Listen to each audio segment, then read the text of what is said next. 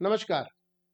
एक बार फिर से आपका स्वागत है यहाँ जीएल के इस प्लेटफ़ॉर्म पर और हम यहाँ पर एक बहुत ही इम्पोर्टेंट सब्जेक्ट के ऊपर, बहुत ही महत्वपूर्ण विषय के ऊपर जो है, बात करने के लिए उपस्थित हैं। आपके समक्ष जो है, बहुत सारे बच्चे ऐसे हैं, जो अपने मैसेजेस के ज़रिए, फ़ोन कॉल्स के ज़रिए जो है या अलग-अलग तरीके से फ़ेस टू फ़ेस जो है, एक प्रश्न हमारे सामने रखते हैं और वो प्रश्न सब जानते हैं कि ग्रेड 2 और ग्रेड 3 में किसका चयन जो है किया जाए।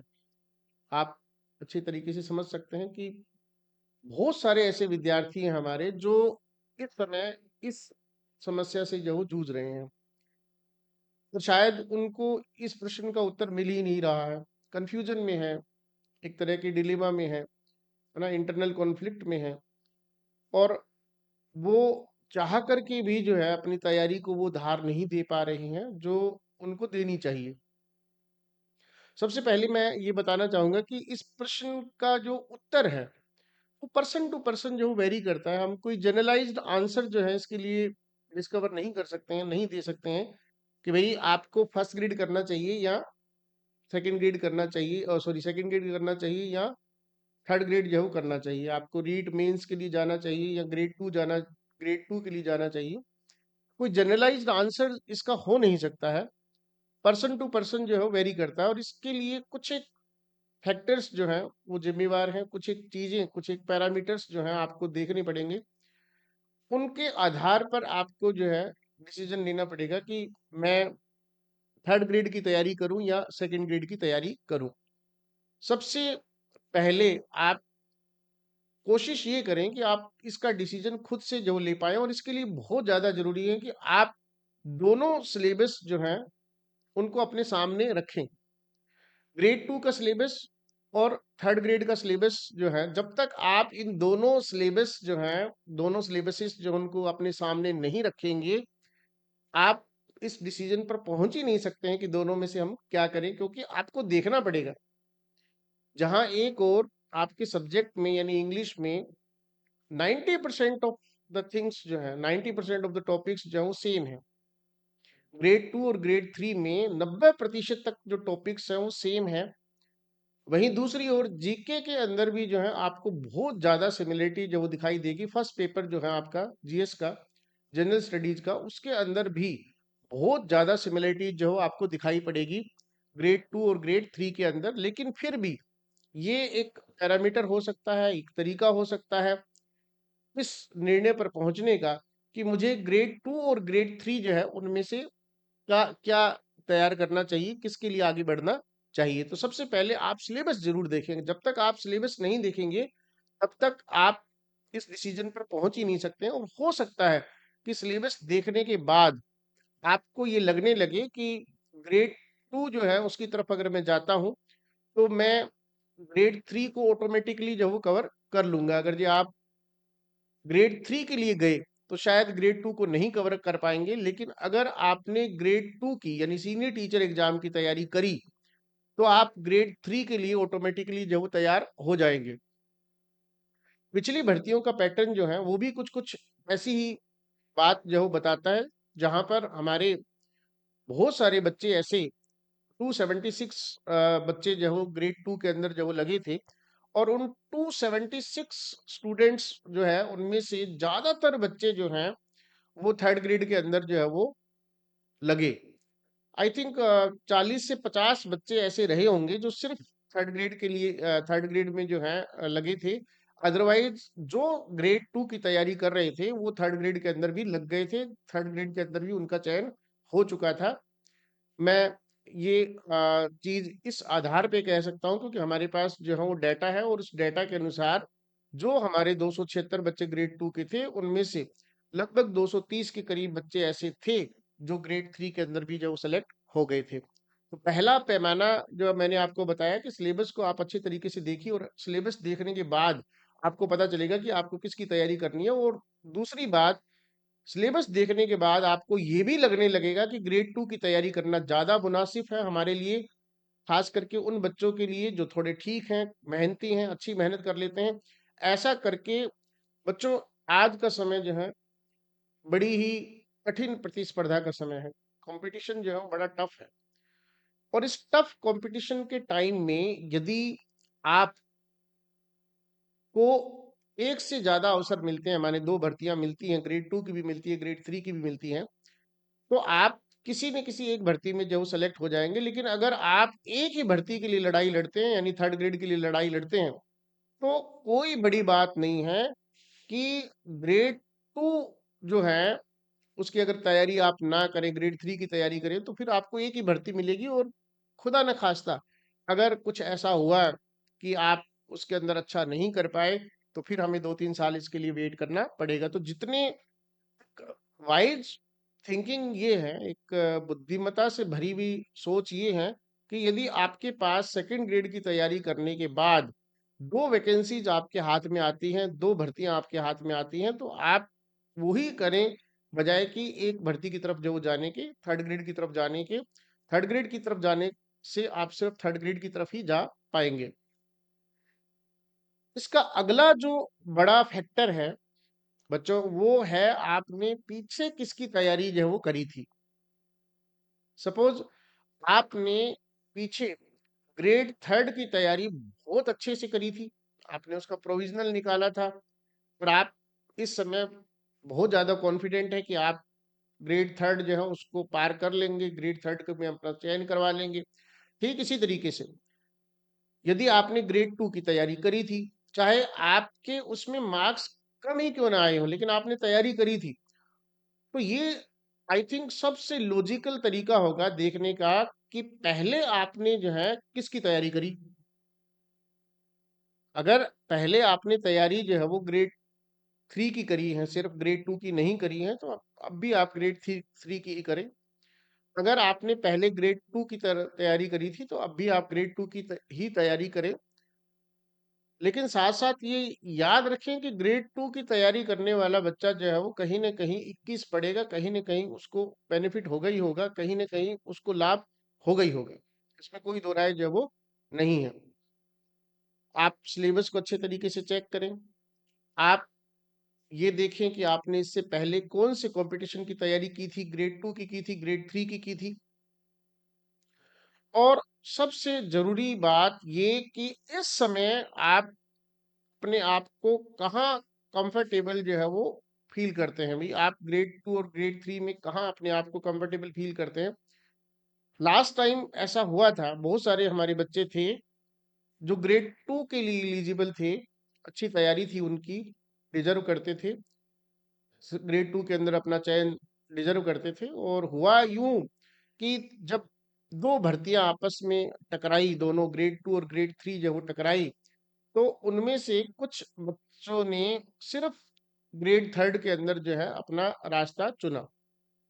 मुझे आज भी याद है, उनमें से 5-7 हमारे वॉलंटियर्स थे, और उनका ये कहना था कि हम सेफ जोन में जब वो जाना चाहते हैं, इसलिए हम ग्रेड 2 की तैयारी जब वो नहीं करेंगे, हम ग्रेड 3 की ही तैयारी करेंगे। उन 7-8 बच्चों में जो है 5 या 6 बच्चे ऐसे थे जो लग गए थे ग्रेड थर्ड के अंदर, लेकिन 1-2 के साथ ट्रेजेडी भी हुई थी। उनका चयन थर्ड ग्रेड में प्रोविजनल में होने के बाद मेन एग्जाम के अंदर नहीं हुआ था, और वो अंत तक पछताते रहे इस चीज को लेकर के कि यदि हमने ग्रेड 2 की तैयारी की होती तो शायद हम वहां लग जाते। दोस्तों, ये एक बहुत ही कठिन जो है वो प्रश्न है, बहुत ही डिफिकल्ट क्वेश्चन है। इस डिफिकल्ट क्वेश्चन का आंसर आपको खुद को ढूंढना है। आप सिलेबस देखें, आपने पहले किस चीज की तैयारी करी है, इसको जो वो देखें, और फिर उसके बाद आप ये भी देखें कि आप अपने आप को कहाँ कंफर्टेबल जो है वो फील कर रहे हैं। इसके साथ साथ जो 2-3 बातें मैं आपको बताना चाहूंगा, जो अच्छे से मैं आपको चाहूंगा कि आप उसको जब वो सुने। बच्चों, सबसे पहली बात ये कि अगर आप सिर्फ तैयारी कर रहे हो, पढ़े जा रहे हो, पढ़े जा रहे हो, और आप प्रैक्टिस नहीं कर रहे हो, आप टेस्ट नहीं दे रहे हो, तो एक बार फिर से आप असफलता का सामना करने के लिए तैयार हो जाओ। आप कहीं से भी पढ़ रहे हो, आप किसी भी इंस्टीट्यूट से पढ़ रहे हो, आप किसी भी सिटी में हो, शहर में हो, आप जयपुर में हो, जोधपुर में हो, सीकर में हो, कहीं भी हो, सूरतगढ़ में हो। एक चीज आपको हमेशा जो है याद रखनी है, बिना प्रैक्टिस के, बिना टेस्ट के और रिगरस प्रैक्टिस के। प्रैक्टिस का मतलब ये नहीं है कि आपने 10 15 20 क्वेश्चन का कोई टेस्ट जो दे दिया, टॉपिक खत्म हुआ, वो टेस्ट दे दिया, नहीं। जब तक एक सप्ताह में, एक वीक में कम से कम 300 400 क्वेश्चन की प्रैक्टिस आपकी ना हो, और उसी स्प्रिट के साथ, टेस्ट की स्प्रिट के साथ, तब तक आपकी सफलता जो वो संदिग्ध रहेगी। इसमें कोई दो राय जो वो नहीं है। बहुत बार ऐसा देखा गया है कि बच्चे की तैयारी बहुत अच्छी थी, बच्चे ने पूरी जी जान लगा रखी थी, बच्चे ने हर वो काम कर रखा था जो उसके लिए जरूरी था, सिवाय टेस्ट के। और इस कारण से जो है उसको असफलता जो है उसको देखना पड़ा, उसका जो सिलेक्शन है वो नहीं हुआ। तो मैं नहीं चाहता कि आपके साथ ऐसा हो, मैं नहीं चाहता कि आप इस दुर्घटना के शिकार हो। मैं चाहता हूं कि आप जितना पढ़ें, जितना भी आपने पढ़ा हो या जितना भी आप पढ़ेंगे, उसको प्रैक्टिस के जरिए, टेस्ट के जरिए उसके अंदर जो वो निखार लाएं, उसको धार दें। इसी में ही आपकी भलाई है और इसी में ही हमारा चयन जो है वो सुनिश्चित होगा। ग्रेड 2 को लेकर के एक चीज जो और बच्चों के बीच में है, बच्चों के मन में है, वो है उनकी कम सीट्स का होना। ग्रेड 3 और ग्रेड 2 जो है, उसमें बहुत सारे बच्चे ऐसे हैं, वो ग्रेड 3 को सिर्फ इसलिए चुनेंगे कि वहां सीट्स की संख्या उनको लग रहा है कि ज्यादा आएगी, पर ग्रेड 2 में सीट्स की संख्या बहुत कम है, पोस्ट बहुत कम है, इसलिए हम ग्रेड 3 को जो चुनेंगे और ग्रेड 2 को जो वो नहीं चुनेंगे। कहीं ना कहीं ये भी एक फैक्टर है, ये भी एक तरीका है सब्जेक्ट जो है उसको चुनने का, अर्थात ग्रेड 2 और ग्रेड 3 में से किसको चुनना है, इसको निर्धारित करने का ये भी एक तरीका है कि भाई सीट्स की संख्या जो है वो थर्ड ग्रेड के अंदर ऑब्वियस इस समय ग्रेड 2 के अंदर जितनी भी सीट्स हैं उनसे तो ज्यादा ही रहेगी, इसमें कोई दो राय नहीं है। तो उसी क्रम में उनके फॉर्म भी ज्यादा भरे जाएंगे, उसी क्रम में उसके तैयारी करने वाले जो बच्चे होंगे वो भी ज्यादा होंगे, इस बात को भी आप जुटला नहीं सकते हैं। तो इसलिए बहुत सारे बच्चे ऐसे हैं जो ग्रेड 2 के अंदर जो सीट्स की संख्या है उससे परेशान हैं। फॉर एग्जांपल आप इंग्लिश में नॉन टीएसपी को देखेंगे तो 242 सीट्स हैं, जबकि टीएसपी और नॉन टीएसपी दोनों को मिलाएंगे तो शायद 327 हैं, 327 है। तो इतना कम नंबर जो है, मैंने अभी आपको बताया कि 276 स्टूडेंट्स के लिए जी हेल्प के जो है वो सेकंड ग्रेड लगे थे, फाइनल के अंदर उनका जो है वो चयन हुआ था। और उसकी लिस्ट जो है वो नेम और रोल नंबर और रैंक की लिस्ट जो यूट्यूब के ऊपर जो है वो लगाई हुई है, यूट्यूब के ऊपर जो हमने दिया हुआ है उनको जो है वो। तो 276 बच्चे जब लगे वो, और सारी वैकेंसीज जो है वो नॉन टीएसपी की 242 है, तो सीट्स तो कम है, इसमें कोई दो राय नहीं।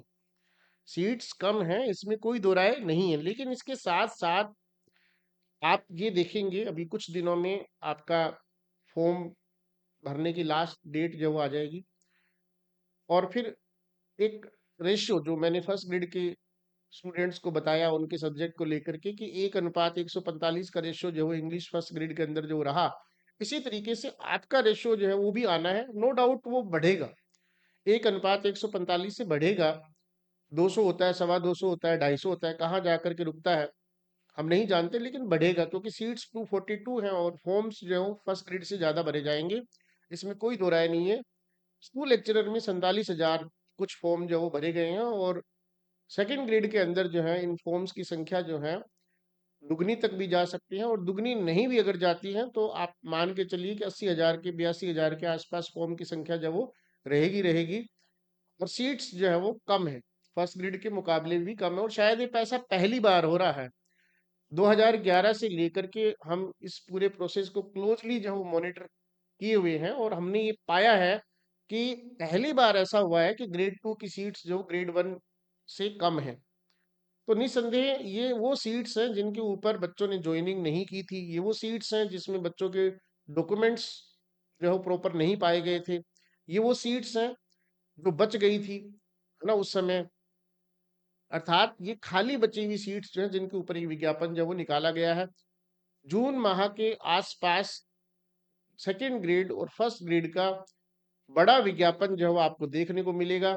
इस बात में भी कोई दो राय नहीं है। हो सकता है 1 महीना 2 महीना ऊपर नीचे हो जाए, लेकिन एक बड़ा विज्ञापन ग्रेड 2 का और ग्रेड 1 का आपको देखने को मिलेगा।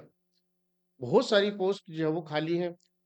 अगर इंग्लिश की पोस्ट सैंक्शन होती है उन स्कूल्स में जहां इस समय इंग्लिश की पोस्ट जो है वो सैंक्शन नहीं है, होनी चाहिए लेकिन नहीं है, अगर वो पोस्ट सैंक्शन होती हैं तो बहुत सारी सीट्स जो आएंगी स्कूल लेक्चरर के अंदर, और ग्रेड 2 के अंदर भी अच्छी खासी सीट्स आपकी आएंगी।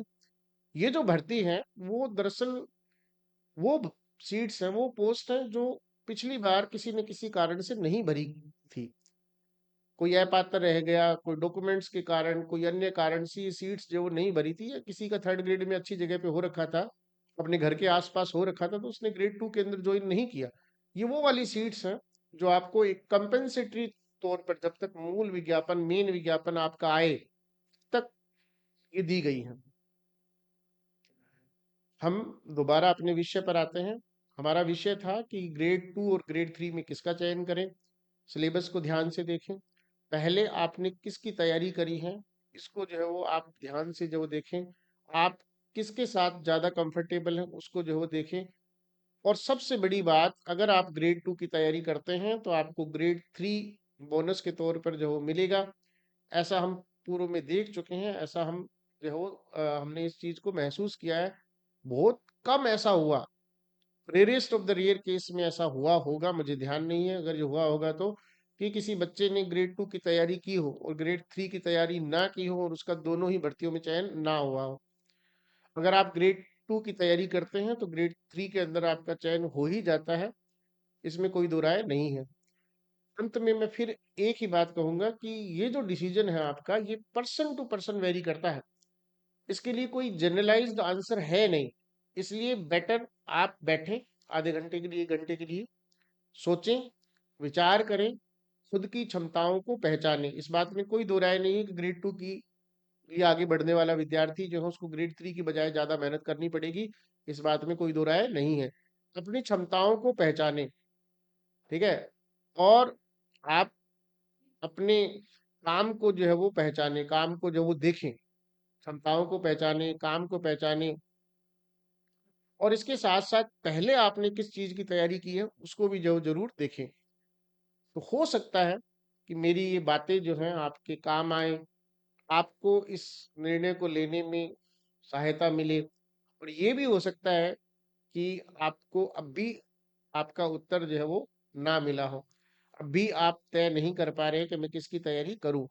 एक चीज मैं जरूर कह करके जाना चाहूंगा, ये चीज बिना बोले मैं यहाँ से विदा नहीं ले सकता, और वो ये कि बच्चों, आपको ग्रेड 2 करना है, ग्रेड 3 करना है, जो भी करना है, डिसीजन आप समय पर लें, वेवरिंग कंडीशन में ना रहें, लड़खड़ाए ना, अर्थात कभी कुछ ना सोचें।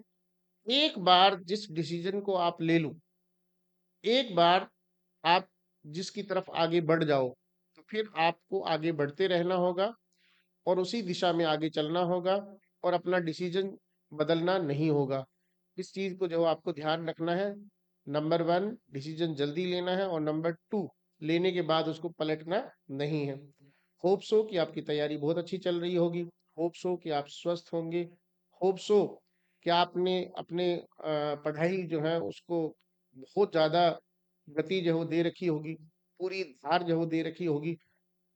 इंतजार रहेगा आपको, हमको, सबको, आपकी सफलता की न्यूज का, आपकी सफलता की खबर का। तब तक अपना ध्यान रखें, अपने स्वास्थ्य का ध्यान रखें, खुश रहें, मुस्कुराते रहें।